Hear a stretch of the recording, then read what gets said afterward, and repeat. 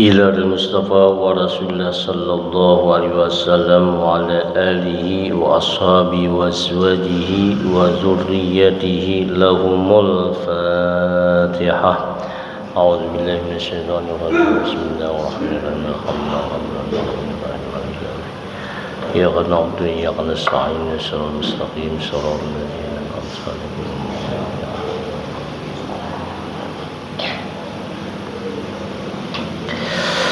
Assalamualaikum warahmatullahi wabarakatuh.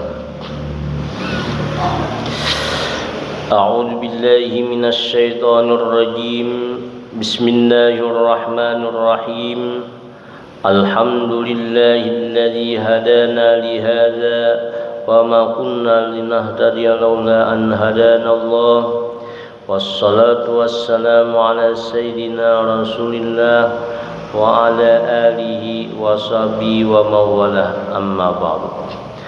Para bapak ibu sekalian rahimakumullah, marilah kita sama-sama mengucapkan puja dan puji serta syukur kehadirat Allah Subhanahu wa ta'ala yang telah memberikan kita hidayahnya dan taufiknya lah sehingga kita dapat berkumpul di tempat yang penuh barakah ini dalam rangka memperdengari pengajian, dan mudah-mudahan dan adanya pengajian ini kita selalu mendapatkan maghfirah serta ampunannya sehingga kita dalam husnul khatimah, amin ya rabbal alamin.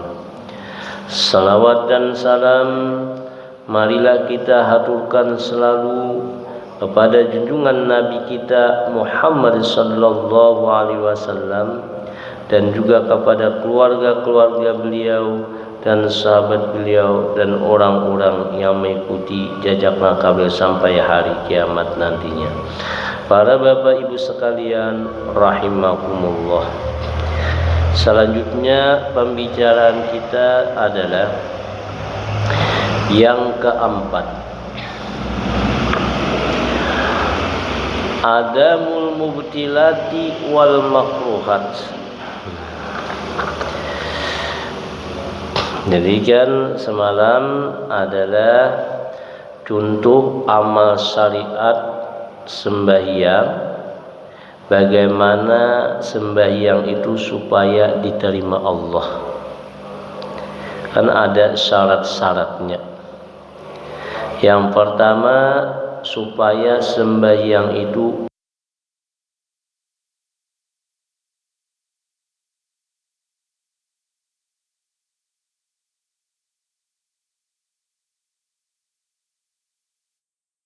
dasari dengan ikhlas.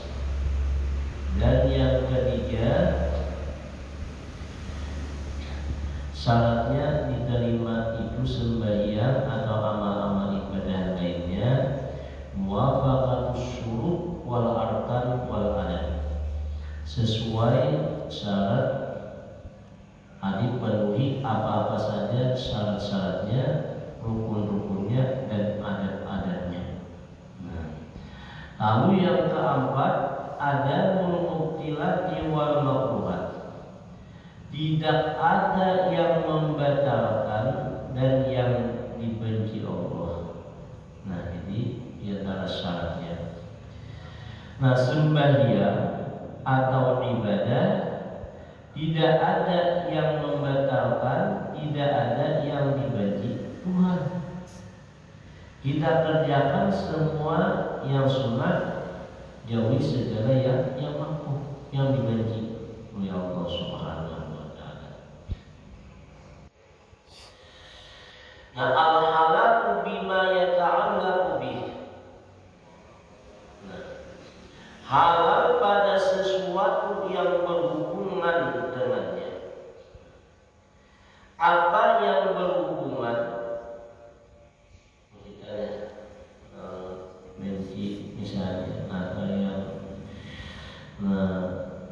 membatalkan tadi, makan, minum.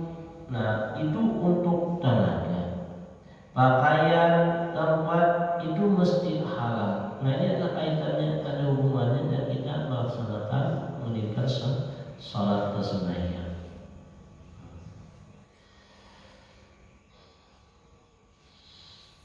Rasulullah Shallallahu Alaihi Wasallam bersabda, "Awqamaqal," dalam hadisnya, "Man akala luqmatan min haramin lam tuqbal salatuhu arba'ina laila." Orang yang makan satu suap daripada makanan yang haram tidak diterima sembahyangnya selama 40 malam.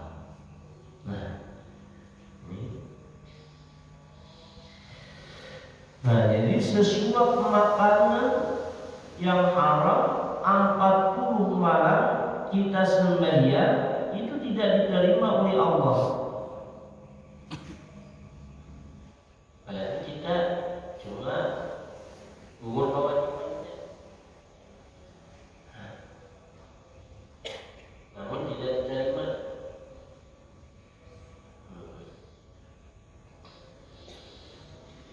Nah, sekarang kita makan satu piring, berapa suap? Ya, kita suap aja.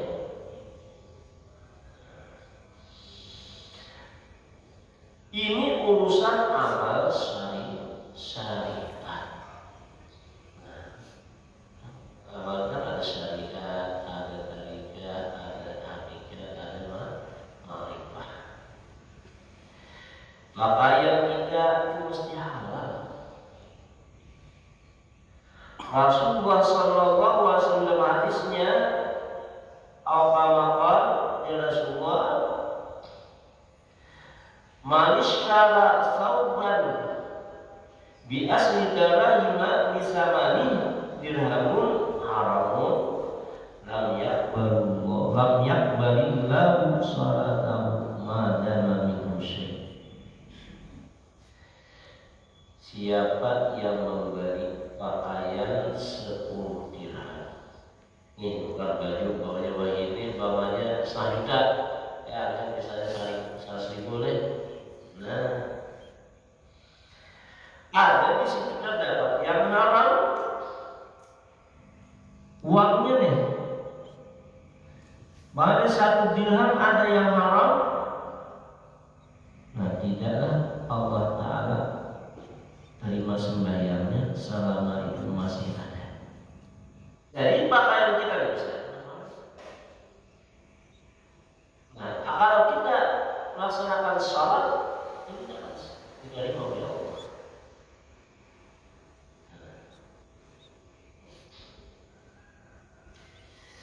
Nah, para Bapak Ibu sekalian, rahimahullah. Jadi kalau amal syariat kita biriskan,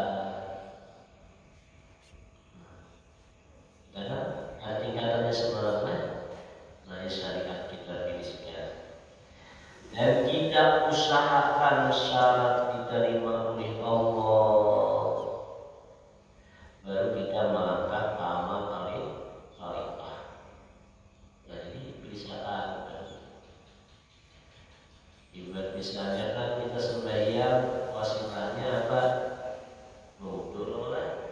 Nah, pelajari wudu dengan baik. Wasilah wudu itu apa? Nah, sebelum berwudu beristinja. Pelajari nahafinya. Kayak apa beristinja? Maka apabila kita dalam beristinja, nah, tidak sah, selanjutnya ke atas tidak membawakan hasil, tapi ada sah. Jadi jangan kita merasa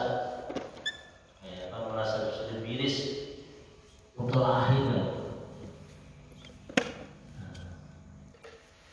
Kita lihat kita pandang namanya masa wudhu aja, wudhu aja masih kayak apa? Selesai. Harus latihan. Kalau dia menurut belajar lawan guru itu tentang istinja, begini. Kalau perempuan misalnya kan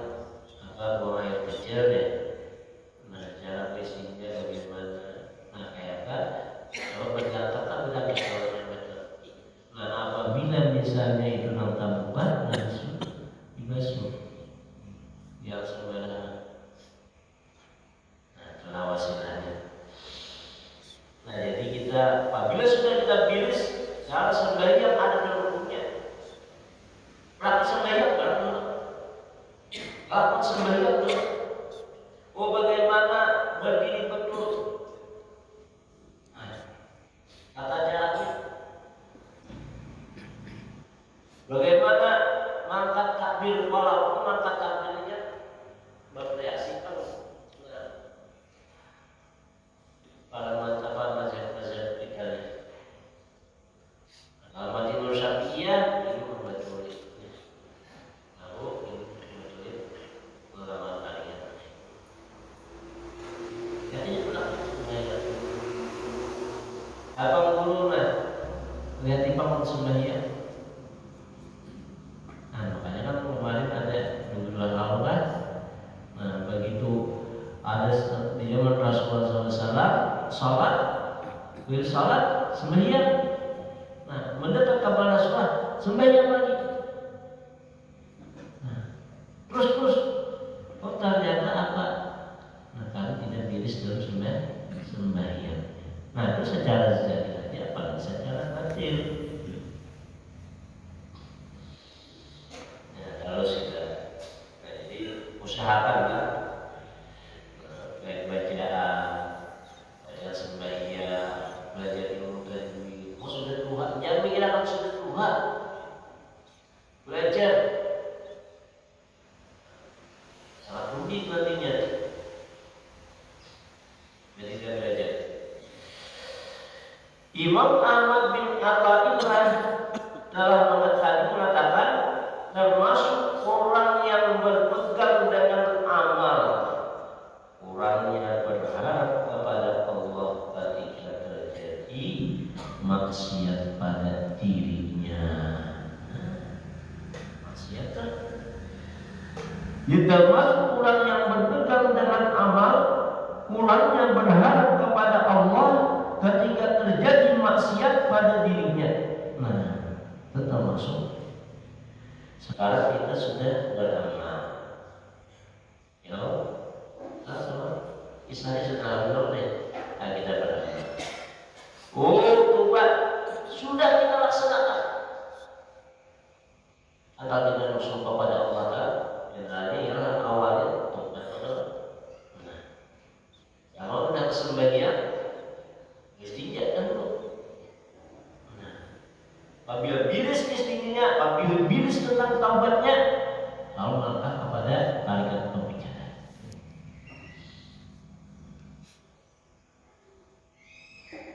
Mendekatkan diri kepada Allah.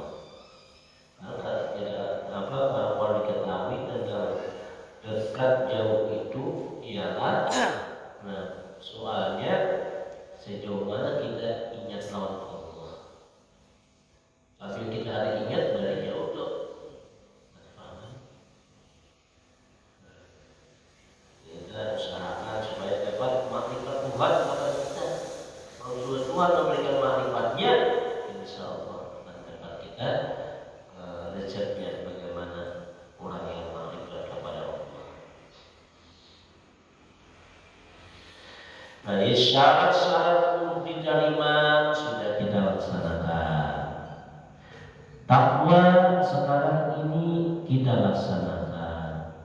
Istiqamah kita laksanakan. Jangan sekali-kali kita berpegang. Kita tunduk, kita gembira dengan tobat, takwa dan istiqamah. Oh, aku sudah bilis. Oh, caranya. Aku bergembira. Nah, jadi ujian yang demikian itu jangan sekali-kali berpegang. Jangan merasa bilis. Oh, aku sudah terima oleh Allah Ta'ala. Oh, aku sudah takwa. Oh, aku sudah istiqamah. Nah, jangan berpegang demikian. Karena masih tadi, karena merasa seorang itu, karena merasa sendiri. Nah, itu sebabnya. Berarti kalau berpegang kepada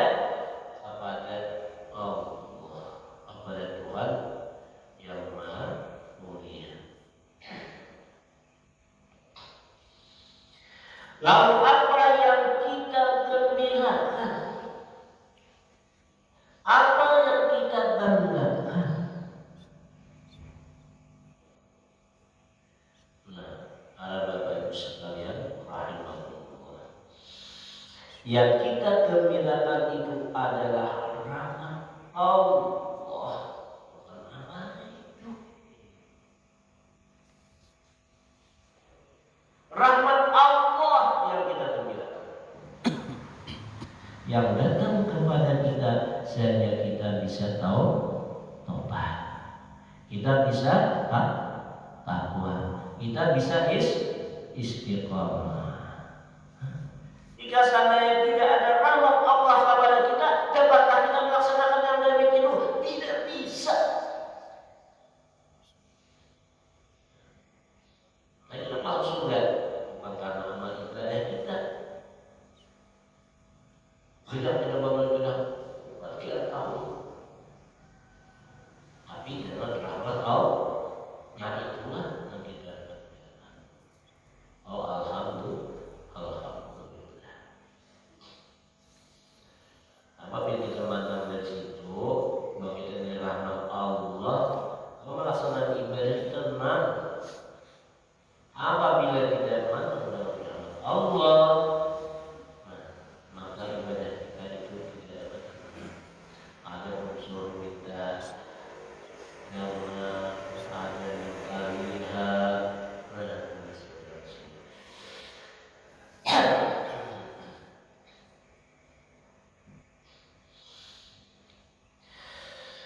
Para Bapak Ibu sekalian rahimahullah.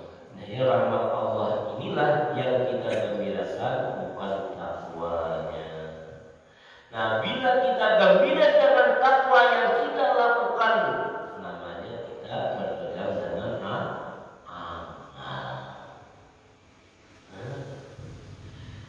Bila kita berpegang dengan amal, maka dengan Tuhan keadaannya turun naik.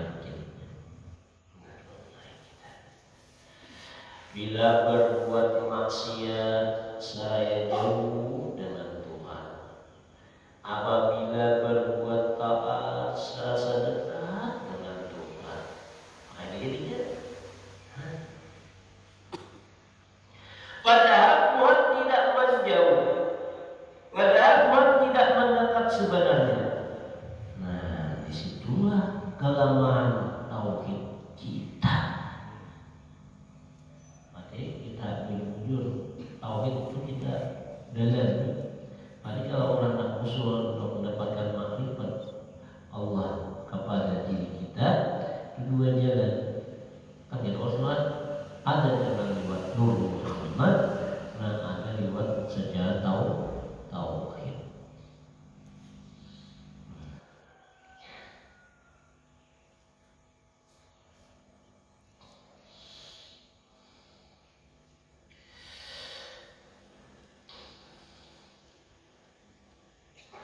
Kenapa kita apabila berbuat maksiat serasa jauh dengan Tuhan, berbuat taat serasa dekat dengan Tuhan, karena kita berpegang dengan amal. Seandainya kita berpegang dengan rahmat Allah,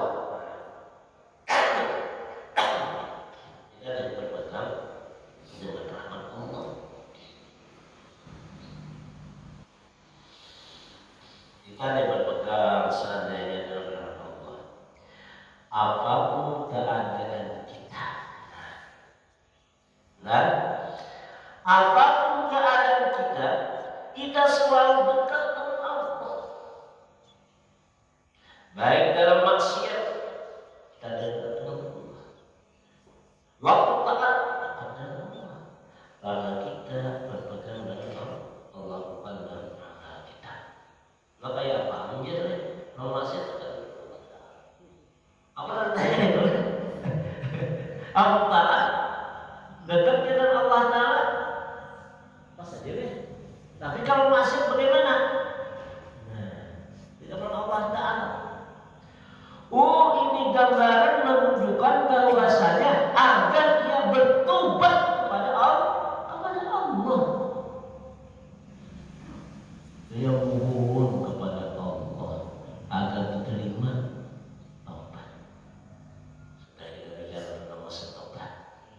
Nah, lalu begitu ia benar-benar bertobat kepada Allah, disebut dengan taib. Orang yang bertobat. Nah, orang yang bertobat kepada Allah itu termasuk kekasih Allah. Sebagaimana Allah Subhanahu wa taala berfirman, "Innallaha yuhibbut tawwabina wa yuhibbul mutatahhirin." Sesungguhnya Allah senang suka terhadap orang yang tobat. Banyak bicara, Allah yaitu prima puja.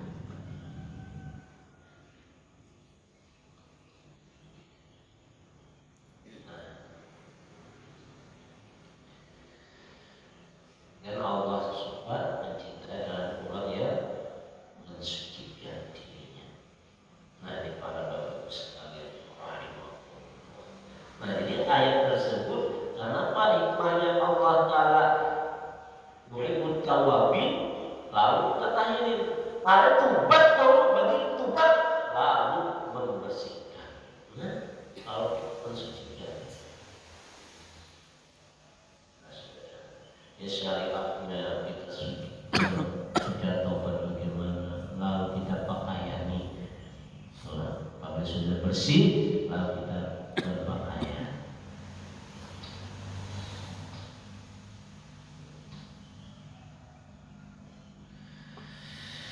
Nah, jadi tadi baik dalam maksiat kita dekat dengan Allah, waktu taat dekat dengan Allah, karena kita berpegang dengan Allah bukan dengan amal kita. Nah, itulah merupakan rahmat Allah. Rasulullah Sallallahu Alaihi Wasallam hadisnya, la yadkhula ahadukum al jannata bi amali. La yadkhula ahadukum al jannata bi amali. Seseorang kamu selama tidak akan bisa masuk surga dengan amalnya. Nah, surga karena amal ibadah dia jadi andalkan. Awal ini kan masa nasab keturunan jangan diandalkan. Ya, ibu kalau masalah keturunan.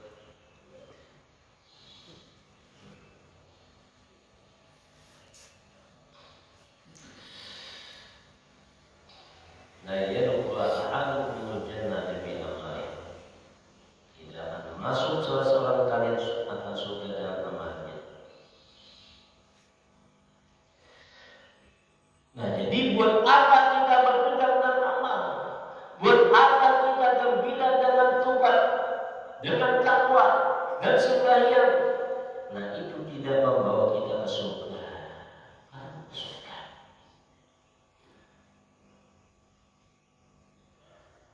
Nah, jadi Rasulullah Sallallahu Alaihi Wasallam bersabda, "Au kama qala, qalu wala anta ya Rasulullah, qala wala." Aku pun kata Nabi, amalku tidak bisa memasukkan aku ke surga.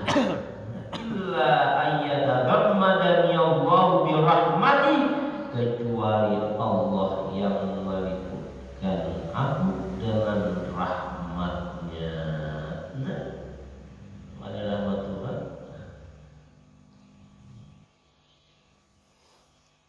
Kalau kita sudah wiris, sudah bawa beribadah, wah, gembira sudah, tenang sudah, lega sudah. Jangan berpikir pada amalan.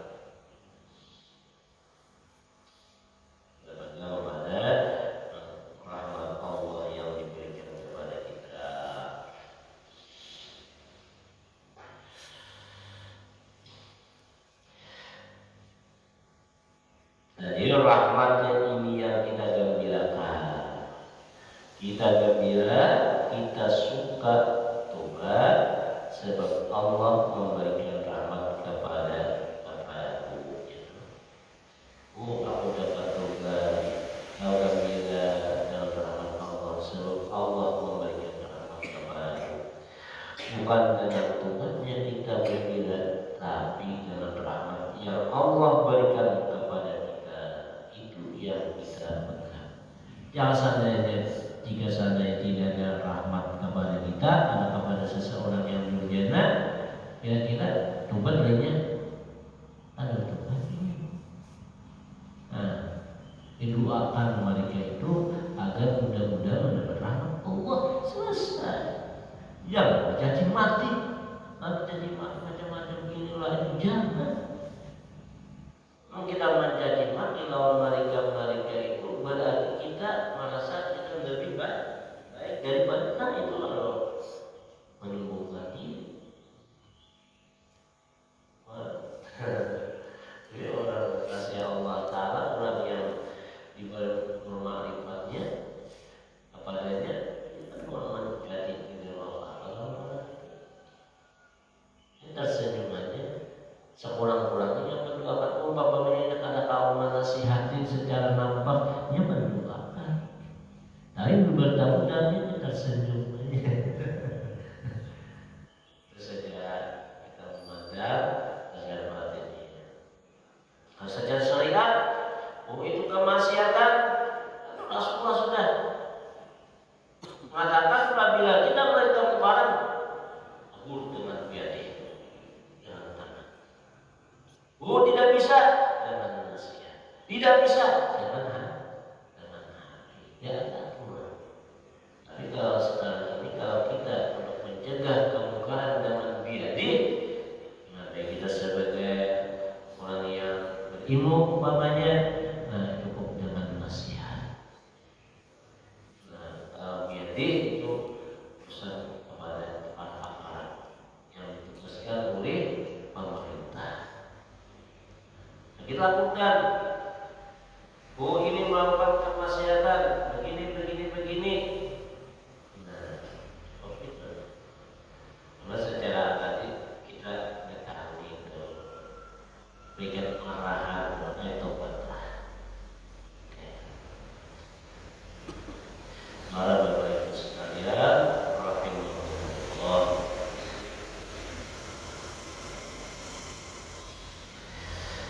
Nah, inilah inti daripada hikmah yang pertama dari Allah. Hikam yang daripada Ibnu Athaillah asalkan dari min alamatil i'timad 'alal amal nuqsanur raja inda wujudis salam. Nah, daripada tanda berpegangnya seseorang dengan amal, berkurangnya mengharap rahmat Allah ketika adanya kesalahan pada dirinya. Jika ada kesalahan, dia mengharap rahmat Allah. Nah, jadi para Bapak Ibu sekalian rahimahullah, ketika kita taat, nah, dikatakan dengan dekat dengan Tuhan. Waktu kita maksiat pun jangan merasa jauh dengan Tuhan. Karena taat dan maksiat itu bagian amal. Amal tidak perlu kita pegang. Yang kita pegang adalah Allah dan rahmatnya dan anugerahnya Allah. Dan kalau ikhlas dalam beramal. Nah, para Bapak Ibu sekalian rahimahullah. Jadi para Bapak Ibu,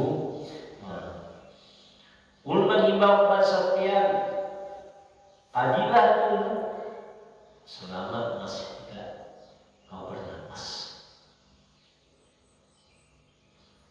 Melangkahlah ke tempat-tempat majelis yang di majelis itu membicarakan tentang ilmu agama, apalagi ilmu tentang masalah tauhid. Nah, apalagi masalah ilmu untuk hakikat dan zahir sudah, hakikat dan zahir hitam mata.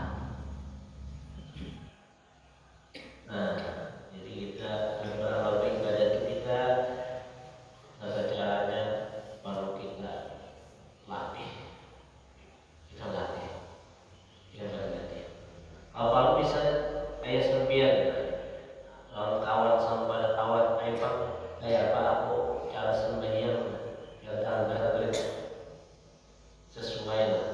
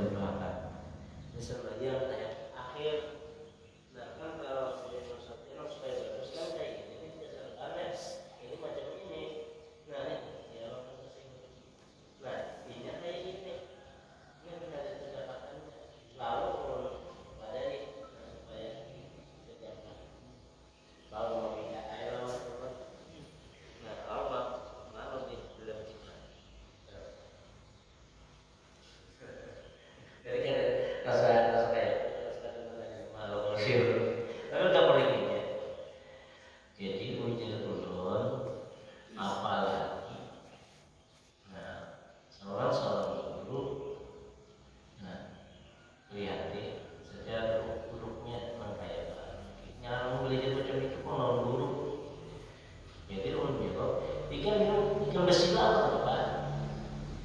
Di saya belum tayat akhir kan? Nah, ya, belum tayat akhir. Nah, apa? Apakah enggak yang tadi kan tetap ya? Bersilah deh, kalau ini ada nih.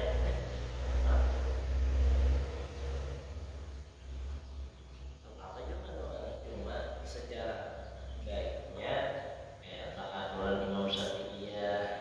Nah, atau macam itu. Maka takbirnya, ayo mau takbir kayak ini kan? Ayo kan? Mau kayak ini kok? Ayo maju. Oh, kayak itu ya. Jadi kita tak boleh aja. Pembahasan kita kan membahas. Itu kan itu kan pembahasan tidak. Katanya pinjaman macam ini, tamu ya juga apa? Ya sudah selesai tersaring udah silakan bapak. Cuma kalau dia ada anak buah ada malah kayak itu nggak usah. Kan bagus menjadi contoh kok kayak gimana kita pelajaran begini. Nah, ya maka kalau lihat sampai ada macam itu. Nah, kalau belajar macam itulah caranya. Insya Allah yang akan datang hikmah yang kedua iradat buat tajrid ma'ikamatillah ia ambil asbab minas syahwatil khafiyah wa iradat buat asbab ma'ikamatillah ia ambil tajrid ilmihatun anil himmatil aliyah. Jadi hikmah yang kedua daripada hikam ini bermula menghendakinya engkau akan tajrid serta menempatkan Allah akan menggoda pada asbab, maka yang demikian merupakan keinginan yang jahat yang tersembunyi, dan menghendakinya engkau akan asbab serta menempatkan Allah akan engkau pada tajrid itu merupakan penurunan daripada himmah yang tinggi. Nah itulah insyaallah ta'ala. Nah, mudah-mudahan kita selalu mendapatkan maghfirah ampunan serta rahmatnya, dan kita benar-benar tidak buta di dunia dan Allah benar-benar mendapatkan makrifat-Nya, sehingga kita menjadi husnul khatimah dan beriman. Amin ya rabbal alamin. Salah khilafnya ulun banyak minta maaf. Wabillahi taufiq wal hidayah. Usikum wa nafsi bi taqwallah. Assalamualaikum warahmatullahi wabarakatuh. Al-Fatihah. Ya Allah ya Rasulullah.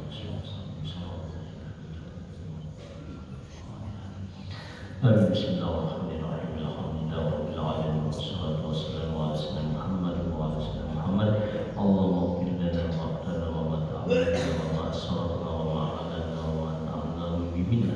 Anta al-muqaddim wa akhir la ilaha illa anta wa la hawla wa la quwwata illa billahi al-'azim. Allahumma zidna ilman warzuqna fahma.